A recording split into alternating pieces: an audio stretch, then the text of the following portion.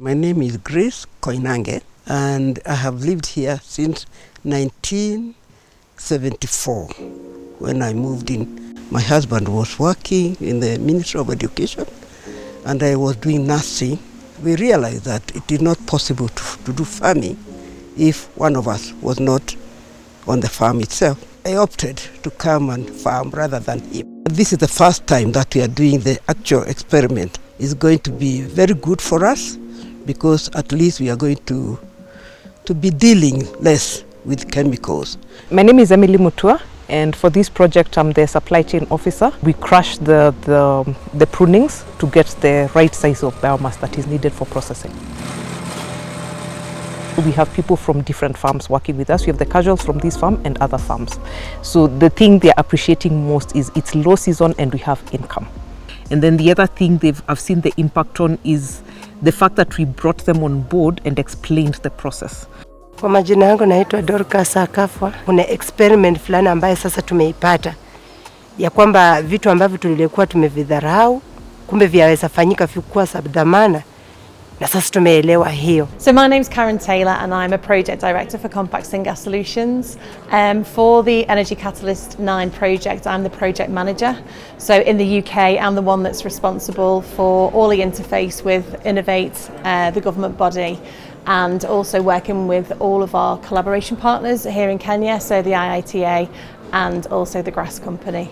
So today I'm here because part of my role within the project is not only to manage the project but is also to deliver on sort of dissemination and exploitation activities.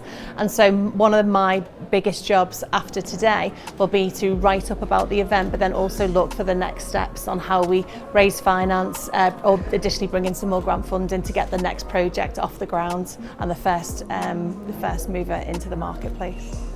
Certainly when you look at the tea factory floors today, they happen to be quite heavily male dominated, and so we think that gasification as a modern technology, as a software driven technology with conveyor belts and it should be attracting more women, right? Yes, actually it's a bit surprising. Like the last application of 170 applicants, there were about was it about 17 international applicants, right? And then out of the locals, around 56 were male, 54 were female. So it was around a 50-50 distribution ratio. That's pretty impressive. Yeah. And that is the sort of direction we want to be going in. I mean, I think the other opportunity in Kenya is also to plug the leaky pipeline, because what happens today is women do come into energy, but then at some point they start falling out.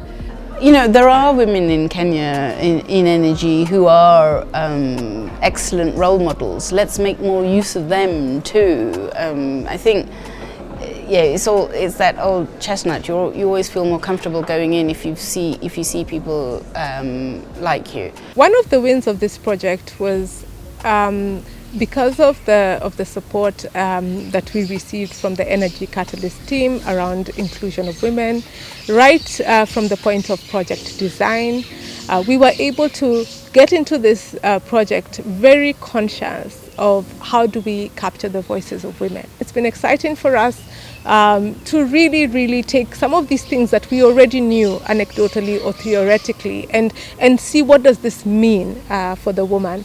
In African traditional culture, you'll find that the men own the land and the women are the ones who cultivate and till the land. They don't have ownership. This trend has carried over as well into the tea sector, where you will find that women will be very active in the tea production process, but their roles will be largely informal. The interesting thing about this is, though, you find that women have a very different perspective. We're not talking about inclusion that values one voice over the other.